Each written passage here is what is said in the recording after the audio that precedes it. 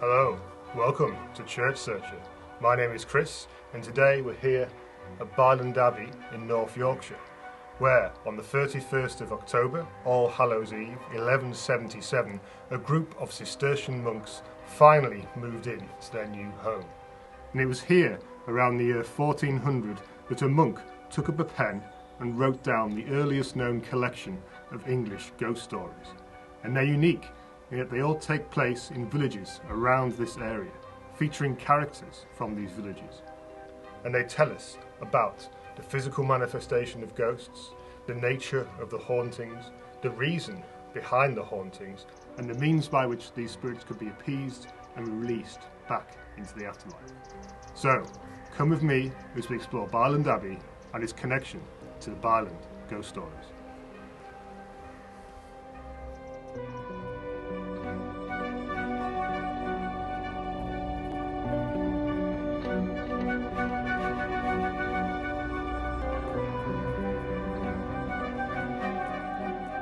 So this is Byland Abbey, one of my favourite places, a bit foggy today unfortunately, but suitably atmospheric for our purposes.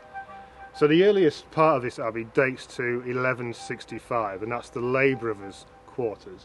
They moved in here first to make sure that everything was ready for when the choir monks moved in 1177 on the 31st of October, All Hallows Eve. So this was their fifth attempt at trying to settle. They started out in the northwest of England and they moved all around the north until eventually settling here at Byland in North Yorkshire in 1177. They started out as a Savignac community, but when the orders merged with the Cistercians, they came here as Cistercian monks. Now it became known as one of the three leading lights of monasticism here in the north, along with Fountains Abbey and Rievaulx, both not far from here. The church here was one of the largest at the time. It's 100 metres long down the nave here. It has beautifully preserved medieval tiles in the floors around the altar, and it was also one of the most elaborate Cistercian monasteries at the time, breaking with tradition of plain architecture.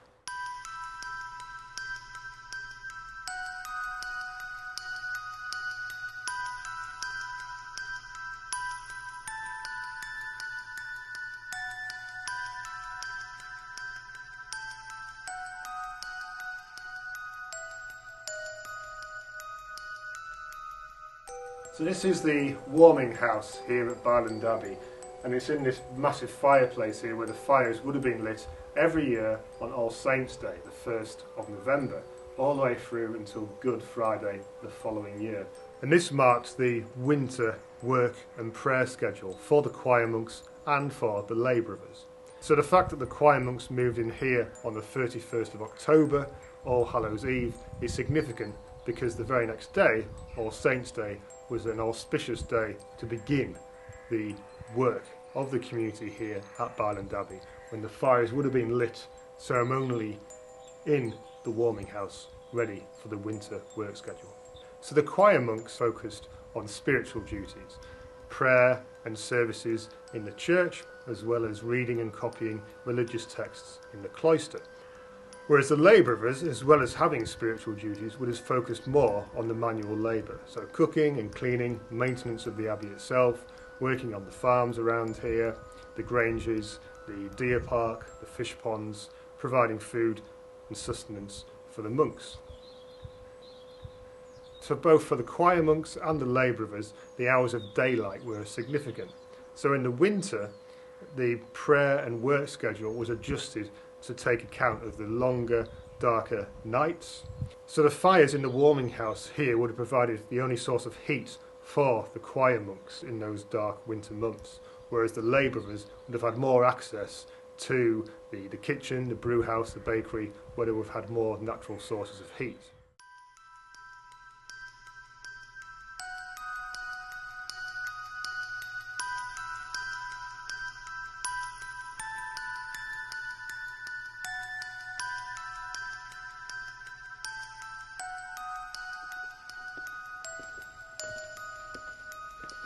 So this is the cloister here at Byland. It's actually one of the biggest in the country, and it's here where the choir monks would have had a lot of their day-to-day work, particularly here, the north aisle, which is south-facing, so it had more of the all-important light.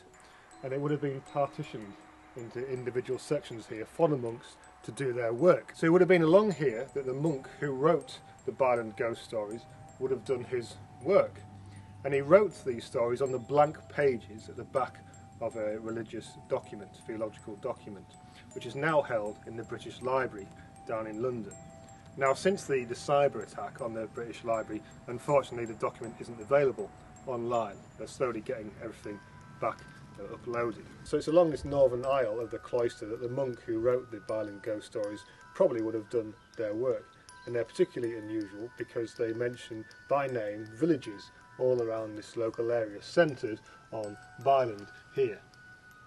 So we've got the villages mentioned in the ghost stories of Byland here, but Rievaulx, Ampleforth, Gilling East, Boltby, Kilburn, Cold Kirby, Newburgh, Bridforth, Ayton in Cleveland, the Cleveland Hills and Heslerton.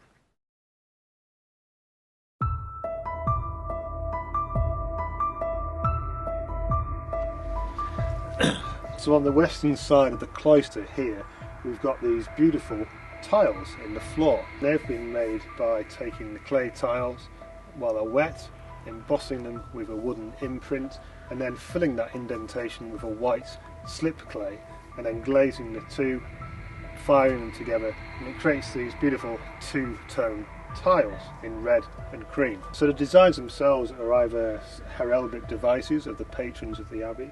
You've also got some more decorative devices, but also here and there there's some animals. There's a white dog or a horse here, a little bird as well. And in a way these relate to some of the ghost stories, because in those ghost stories the ghosts first appear in the visage of animals. That's how they manifest to the humans in the story.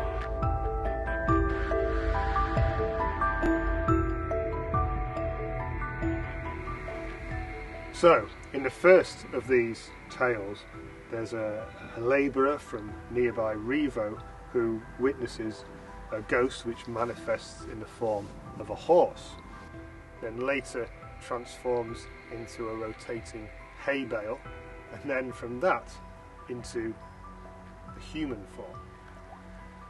So, concerning the ghost of a certain labourer at Rievaulx who helped a man to carry beams. A certain man was riding on his horse, carrying on its back a peck of beams. The horse stumbled on the road and broke its shin bone, which when the man saw, he took the beams on his own back. And while he was walking on the road, he saw, as it were, a horse standing on its hind feet and holding up its forefeet. In alarm, he forbade the horse in the name of Jesus Christ to do him any harm. Upon this, it went with him in the shape of a horse, and in a little while appeared to him in the likeness of a revolving hay bale, with a light in the middle. To which the man said, God forbid that you bring evil upon me. At these words it appeared in the shape of a man, and the traveller conjured him. Then the spirit told him his name and the reason of his walking and the remedy, and he added, Permit me to carry your beams and help you. And thus he did as far as the beck, but he was not willing to pass over it. And the living man knew not how the bag of beans was placed again on his own back, and afterwards he caused the ghost to be absolved and masses to be sung for him, and he was eased. So in that tale it gives us a bit of a template for the rest of the stories. Living beings come across ghosts who haunt them in various forms, and then the human will basically conjure the ghost. It'll demand in the name of Jesus or God that the ghost speak to them, to tell them why they're haunting them, how they can be absolved of their sins, and therefore return to the afterlife. And ultimately, all these tales usually end up with some sort of penance being done, masses being sung for the ghost to then remain at peace. Now the 8th story is actually not dissimilar, involving a ghost manifesting in the form of a horse. Concerning another ghost that followed William of Bradeford and cried, "How, how, how," thrice on 3 occasions. It happened that on the 4th night, about midnight, he went back to the new place from the village of Ampleforth, and as it were on the hillside, and a little after it cried again, in like manner, but nearer, and the 3rd time it screamed at the crossroads ahead of him. And at last he saw a pale horse, and his dog barked a little, but then hid itself in great fear between the legs of the said William. Whereupon he commanded the spirit in the name of the Lord and in the virtue of the blood of Jesus Christ to depart and not to block his path. And when he heard this, he withdrew, like a revolving piece of canvas with 4 corners, and kept on turning. So that it seems that he was a ghost that mightily desired to be conjured and to receive effective help.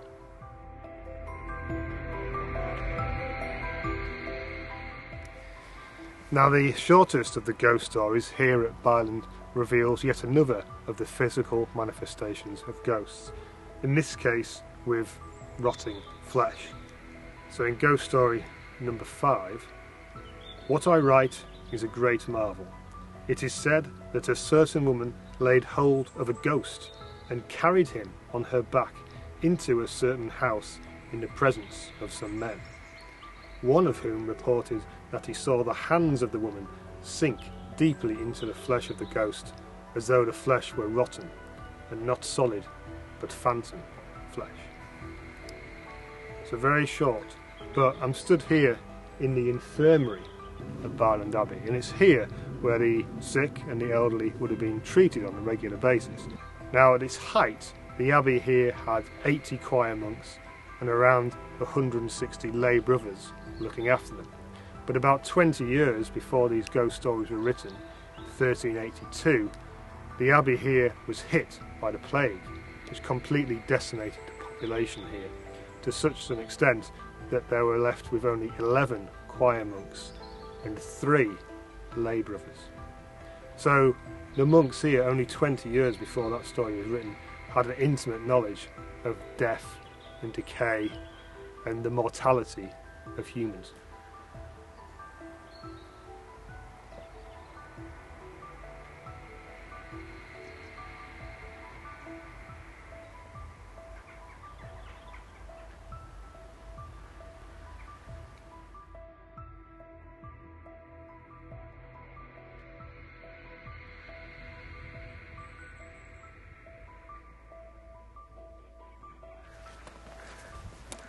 So here, right on the edge of the abbey, there's 2 buildings which are separate to the rest of the buildings. There's the abbot's lodging over there behind me with the beautiful remains of the cellars, and this is the 15th century meat kitchen.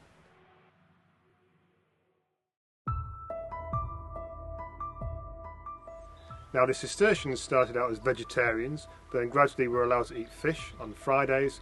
But then by the 15th century, when this building was built, they were allowed to eat meat on certain feast days. However, it had to be cooked in a separate building and eaten in a separate refectory, as per the new rules. So this is the meat kitchen that was built, and you can see it's got 4 fireplaces all the way around it, so they're pretty hot, ideal for the labourers to keep it warm. But this links directly, along with the abbot's lodging and its cellars, to the 10th ghost story in the Byland Ghost Stories. Now, that ghost story isn't set in this local area, but it is set in Exeter. It involves a meat thief and a necromancer. So,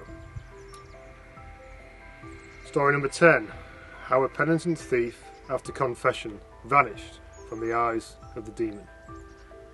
It happened formerly in Exeter that a ditcher, a hard worker and a great eater, lived in the cellar of a great house, which had many cellars connected with connected walls, but only one living room. The ditcher, when he was hungry, used often to climb up into the living room and cut off slices from the meat that was there hung up, and cook them and eat them, even if it were a Lent. And the lord of the house seeing that his meat was cut, examined his servants concerning the matter. And as they all denied and cleared themselves by oath, he threatened that he would go to a certain sorcerous necromancer and make inquiry through him into this wonderful event. When the ditcher heard this, he was much afeared, and went to the friars and confessed his crime and received the sacrament of absolution.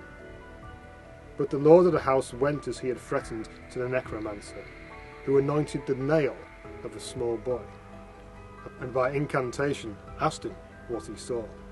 And the boy answered, "I see a serving man with clipped hair." The necromancer said, "Conjure him, therefore, to appear to you in the fairest form that he can." And so he did, and the boy said, "Behold, I see a very beautiful horse." And then he saw a man in the form like that of the ditcher, climbing up the ladder and carving the meat, with the horse following him. And the clerk said, "What are the man and the horse doing now?" And the child said, "Look, he is cooking and eating the meat." And when he asked again, "What is he doing now?" the little boy answered, "They are going both of them to the church of the friars, but the horse is waiting outside. And the man is going in, and he kneels and speaks to the friar, who places his hand on his head." And the clerk asked of the boy, "What are they doing now?" And he answered, "They have both vanished from my eyes, and I can see them no longer, and I have no idea where they are now."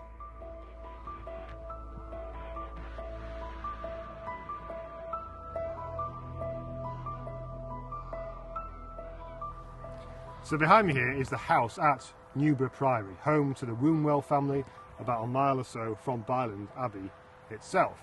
Originally this was an Augustinian priory, however, founded in 1145, lasted right the way through until 1538, when it was dissolved by King Henry VIII. Now it's a canon from Newburgh Priory who appears in the 6th ghost story from Byland Abbey, and he appears as an example of the sort of crime that would be committed for which a soul would be punished to limbo. And it goes something like this. Concerning a certain canon of Newburgh, who was seized after his death. It happened that this man was talking with the master of the ploughman, and was walking with him in the field. And suddenly the master fled in great terror, and the other man was left struggling with a ghost, who foully tore his garments. And at last he gained the victory and conjured him.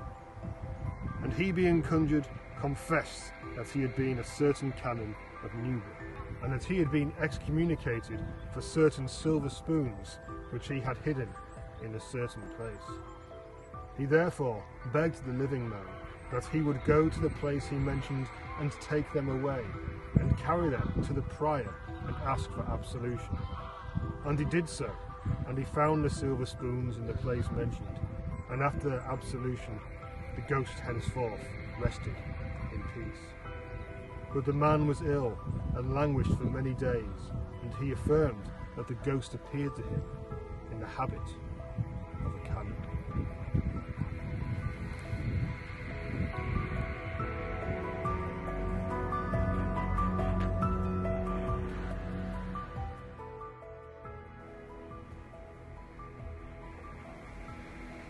So a lot of the layout here at Byland resembles that of Rievaulx Abbey, which we visited earlier in the summer in the sun, and that's because Rievaulx is actually a daughter abbey of Byland here, also a group of Cistercian monks there. And just like Rievaulx, this is the Parlour, where the choir monks were allowed to speak from the French word parler, and you can see on either side there's the benches where they might have sat and discussed matters.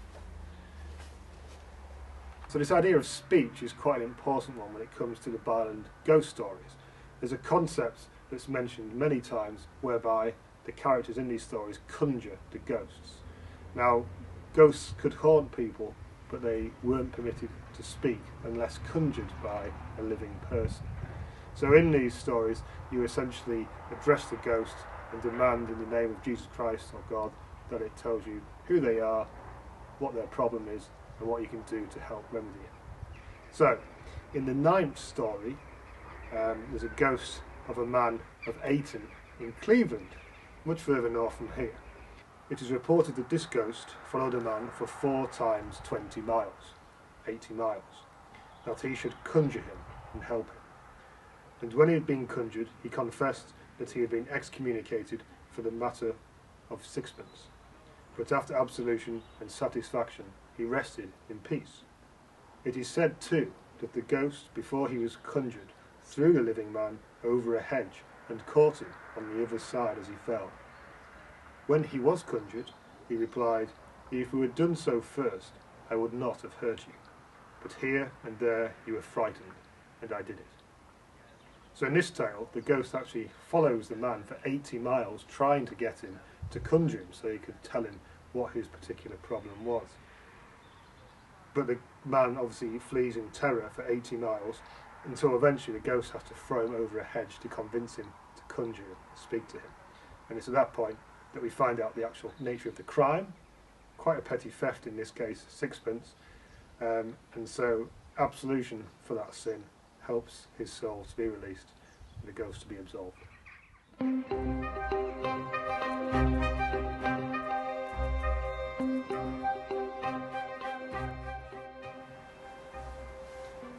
So these are the seating niches carved into the Lay Brothers alley on the western side of the cloister, leading up to their stairs into the church, just next to the domestic areas which belong to the Lay Brothers.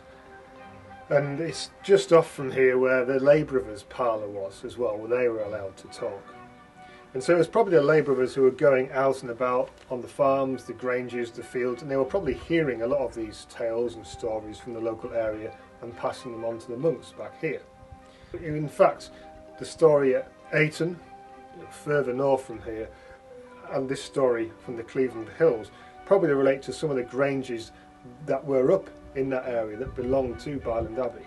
They had lots of properties all around the north, including mines in West Yorkshire. But this story, story number 11, concerns a pilgrim from the Cleveland Hills who goes on the pilgrimage to Santiago de Compostela in Spain, witnesses a spectral procession and conjures a ghost there who informs him of his wife covering up a miscarriage. So, it has been handed down to memory that a certain man of Cleveland called Richard Roundtree left his wife great with child and went with many others to the tomb of St. James. And one night they passed the night in a wood near to the King's Highway. Wherefore one of the party kept watch for a part of the night against night fears, and the others slept in safety. And it happened that in that part of the night in which the man we speak of was guardian and night watchman, he heard a great sound of people passing along the King's Highway, and some rode sitting on horses and sheep and oxen, and some on other animals. And all the animals were those that had been given to the church when they died. And at last he saw what seemed like a small child wriggling along the ground, wrapped in a stocking. And he conjured him and asked him who he was and why he was thus wriggling along. And he made the answer, "You ought not to conjure me, for you were my father, and I was your abortive son, buried without baptism and without name." And when he heard this, the pilgrim took off his shirt and put it on the small child, and gave him a name in the name of the Holy Trinity. And he took with him the old stocking in witness of the matter. And the child, when he had thus received a name, jumped up with joy, and henceforth walked erect upon his feet, though previously he had wiggled. And when the pilgrimage was over, he gave a banquet to his neighbours, and asked his wife for his hose. She showed him one stocking, but could not find the other. Then the husband showed her the stocking in which the child was wrapped, and she was astonished. And as the midwives confessed the truth concerning the death and burial of the boy in the stocking, a divorce took place between the husband and the wife, inasmuch as he was the godfather of the abortive child.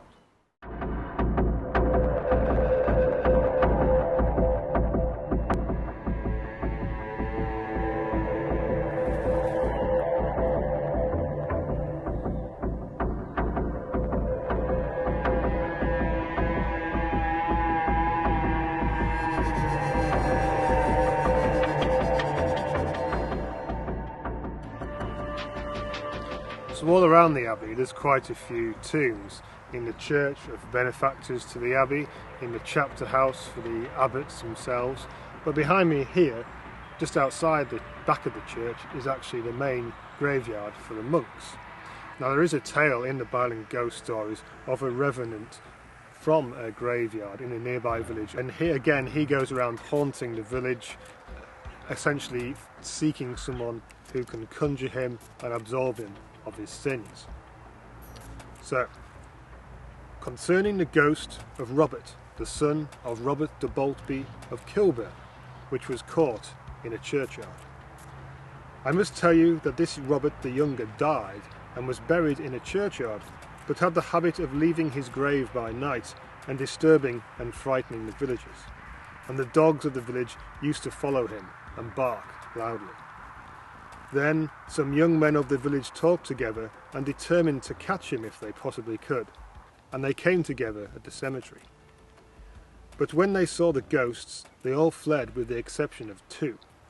Of these, one, called Robert Foxton, seized him at the entrance to the cemetery and placed him on the kirk stile, while the other cried manfully, "Keep him fast until I come to you." The first one answered, "Go quickly to the parish priest, that the ghost may be conjured, and with God's help I will hold firmly unto what I have got, until the arrival of the priest." And the parish priest made all haste to come, and conjured him in the name of the Holy Trinity and in the virtue of Jesus Christ, that he would give up the answer to his questions. And when he had been conjured, he spoke in the inside of his bowels, and not with his tongue, but as it were in an empty cask. And he confessed his different offences. And when these were made known, the priest absolved him, but charged those who had seized him not to reveal his confession in any way. And henceforth, as God willed, he rested in peace.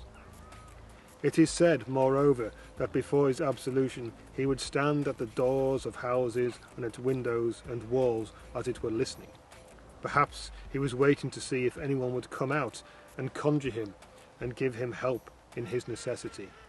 Some people say that he had been assisting and consenting to the murder of a certain man, and that he had done other evil things, of which I must not speak in detail at present.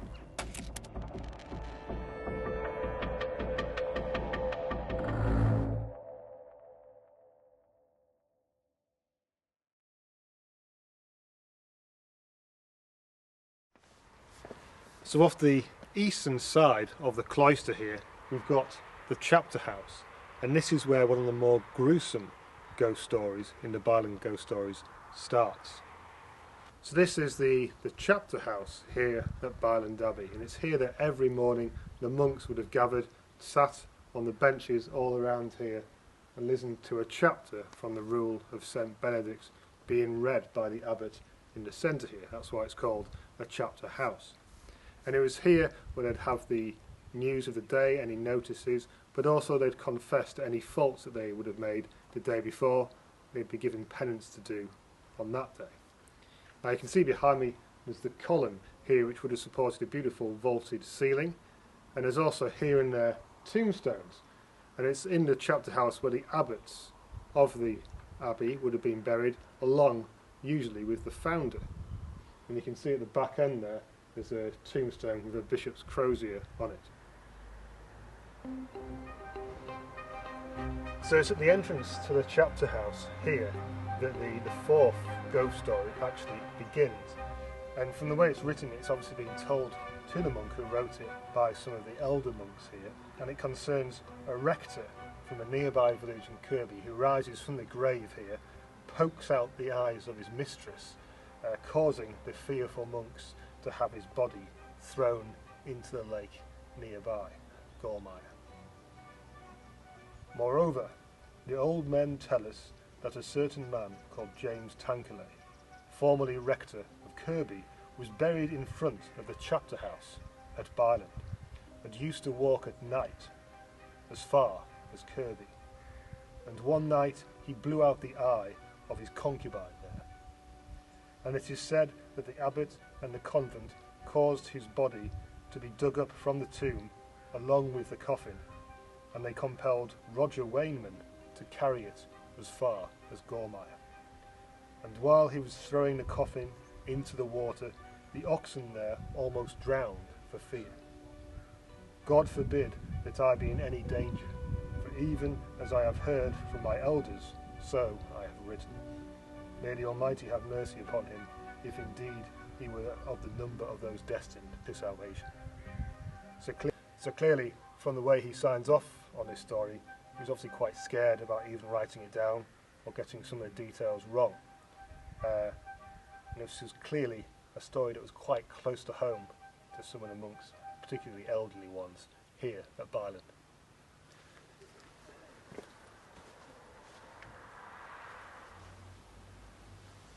So it's interesting that in a few of the ghost stories, the ghosts actually refuse to cross over water. In the first story, with the ghost carrying the sack of beans for the farmer, the ghost refuses to cross the river. And in the second story in the same collection, there's the ghost which screams at the thought of meeting with the living man at a beck. But this building where we are here is where the refectory would have been above, where the monks would have eaten every day. But below it, here, there's this trough here which would have been running with water, and every Saturday the monks would have performed a foot washing ritual called the Mandatum. And this was in reflection of Jesus washing the feet of his disciples. And it's actually just along from me here where there's the remains of a lead pipe which would have fed into this trough, allowing water to continuously flow through here for the monks to wash each other's feet. And of course the monks were great irrigators. Water flowed through the site here, washing through the toilets and the sewage. The whole area in fact was drained to make this place good for building the abbey, and you can still see the marshy lands to the side of the abbey ruins. And just beyond here there's all the fish ponds as well, which is where the monks would have got their fish to eat on a Friday in the refectory above.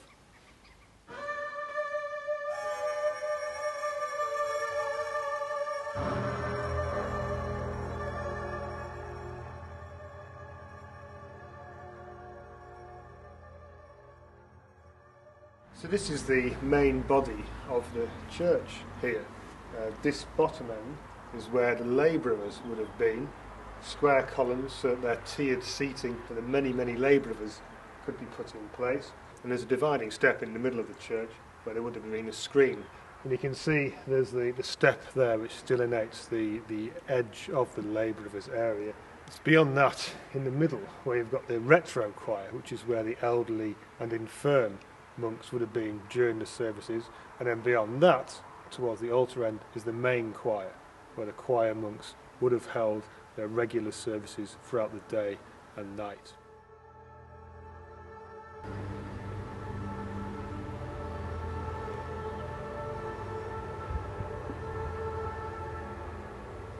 So this is the altar end of the church, just behind me here. And behind that are all the individual little chapels all around here with the beautiful black and white tiles which Byland is famous for. And this is where services and prayers for the beneficiaries of the abbey would have been said. Now a lot of these ghost stories end up with the ghosts having absolution and prayers said for them. And this certainly is the case for the longest story in the Byland ghost stories. This is the second story as recorded and concerns a tailor by the name of Snowball. We don't have their first name, so it's either a surname or a nickname perhaps. But when returning from Gilling to Ampleforth, they witness a ghost. First of all, sounds like a herd of ducks. Then it manifests as a bird which has sparkling wings. The man tries to fight it off. It manifests a second time, and then the third time there's a dog with a chain around its neck. Eventually the man conjures the ghost. Now, it doesn't mention here what the crime that the ghost committed in life, but it must have been something quite big, because it asks for 9 times 20 masses to be celebrated to absolve it. So that's 180 masses. And that's a big ask of poor Snowball here. But the ghost goes further and says, essentially, if you don't do this, your flesh shall rot, your skin shall dry up, and shall fall off from you utterly in a short time. So essentially Snowball goes off, he visits lots of priests around the area, particularly in York, and gets an absolution written on a bit of paper, which he has another priest check out to see if it's kosher. He then takes this and buries it by the head of the ghost in the graveyard, and then goes ahead and pays for these masses to be taken to absolve this ghost. Now they make a further part of the deal whereby Snowball has to come back and tell the ghost that this has all been done.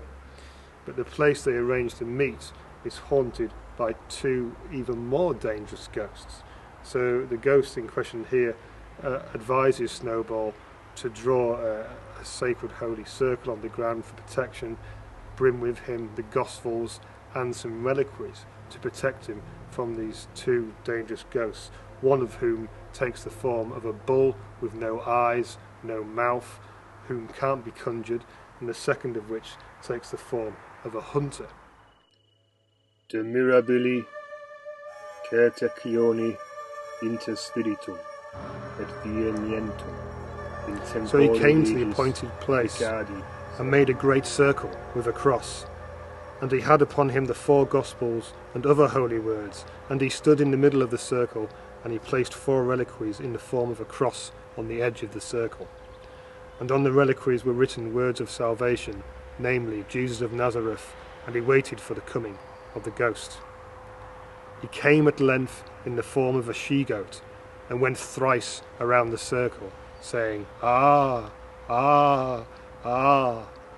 And when he conjured the she-goat, she fell prone upon the ground, and rose up again in the likeness of a man of great stature, horrible and thin, and like one of the dead kings in pictures. And when he asked whether the tailor's labour had been of service to him, he answered, "Yes, praised be to God."